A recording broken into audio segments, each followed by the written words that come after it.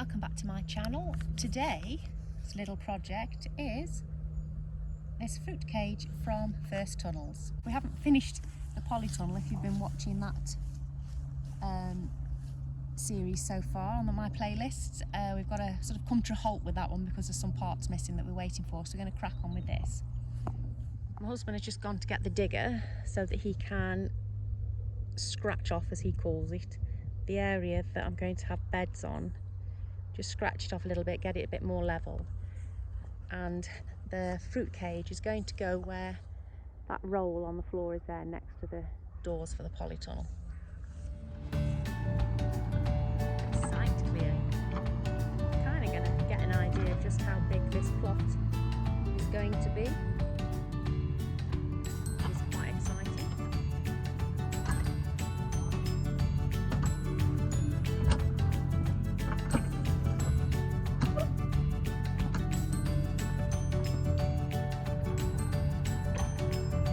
Currently at the stage where we say, making a mess. We had a family visitor who didn't want to be filmed. So, these are all the parts to the fruit cage. And ours is actually 3.9 metres squared. So we've started putting the foundation tubes in. You can see here. And the door will be on this side.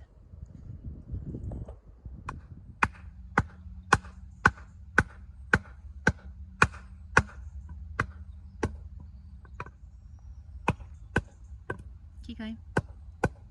Stop!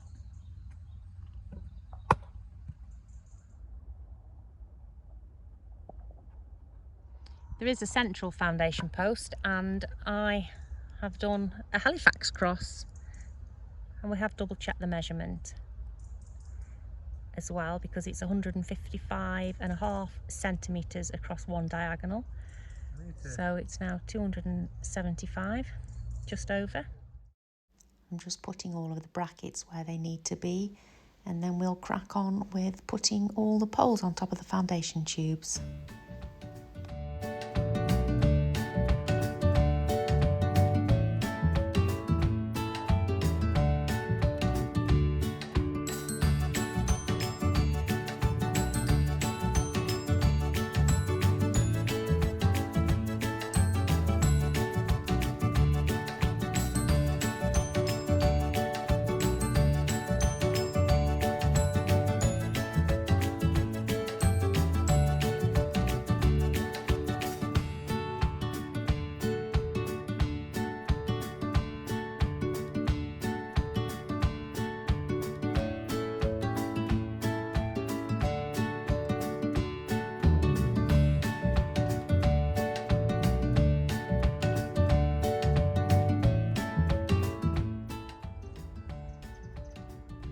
Door on.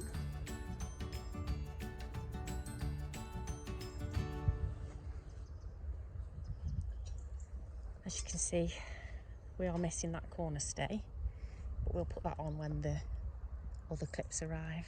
We'll have to give them a ring tomorrow or Monday. Good morning, it's another day, and as you can see, we finished up with frame mostly in place yesterday. The reason that we chose the First Tunnels fruit cage over the other more famous tunnel brand is because this did come with separate foundation tubes to put into the ground. It just felt stronger, and it does have the corner stays, and a lot of them don't have that. And I think the clips are probably stronger from what I've seen on other people's videos of the Northern Polytunnels one. So yeah, it's even with that one stay missing, it's not moving anyway. It's really, really strong, so I'm really quite pleased with it. It does come with mesh, and we are going to put mesh on it to start with, but we do suspect that squirrels will probably chew through it, so eventually we will probably replace the netting type mesh with some wire mesh. But for now, seeing as it came as part of the kit, we're just going to use it and just see how we get on.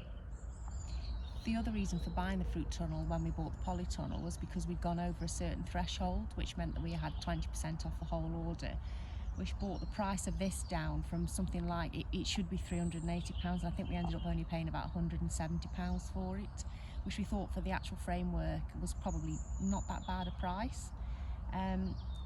That said, there is one thing that I'm really disappointed about, and that's this. A piece of Velcro is all you get to fasten the door. So we will be fashioning a better fastening. Oh, that's a bit of a tongue twister for that. Can you see this as well? Look at the absolute cheek of this. You will not be welcome in here. Oh, the sun has come out. Look at that sky. I'm going to have a go now at putting the mesh on the roof of this fruit cage on my own. We'll see how that goes. It just drapes over in 2 halves and it has some like sort of garden ties. I might put proper cable ties on it eventually, we'll see.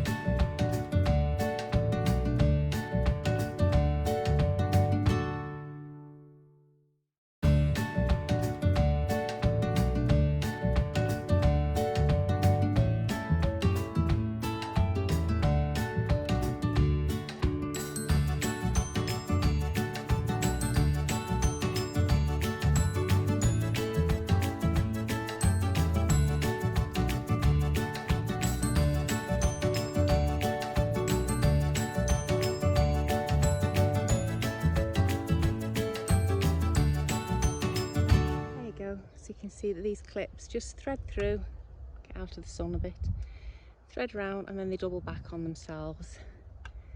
And you can see that I've done this side.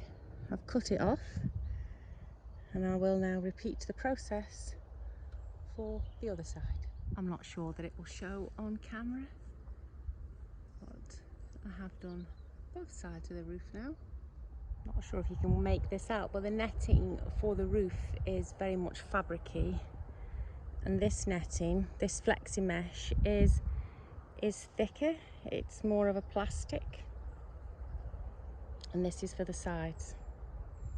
As you can see, it comes in a big roll, so I think I'm going to need some help, and I will trim the cardboard roll so it can sort of sit it more flush to the ground as we do it.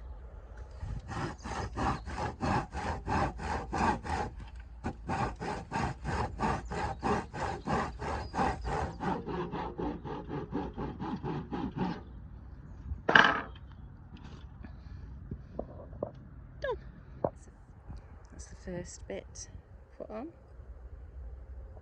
Sort the clips out when you're happy with it.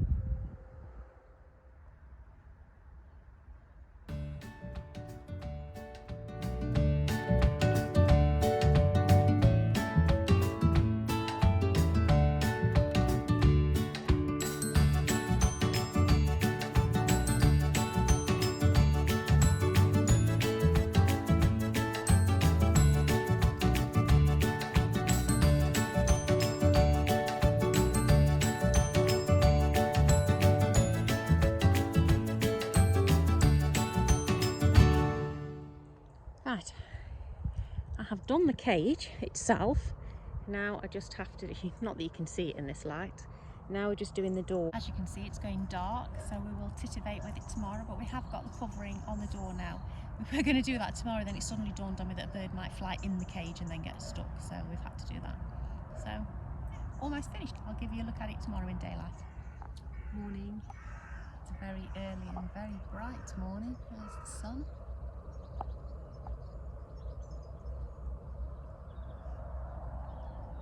There's a finished fruit cage. Now, I have to say, I know you can't see the mesh very well. I don't think many of them are as strong as this one with these corner stays. It is really strong. I'm actually thinking of buying, I might have already said this, I'd have to go back and have a look, but I'm thinking of buying another one, maybe a bay longer, and having some chickens in it, but we won't put this mesh on it. We would actually put wire on it, but the framework of it is such that I quite like it for hens. We shall see. So there you go, fruit cage. Next video will be back to the polytunnel. I'll leave you enjoying the view from my soon to be new vegetable patch, and I will catch you in the next video. Thank you for watching. Bye.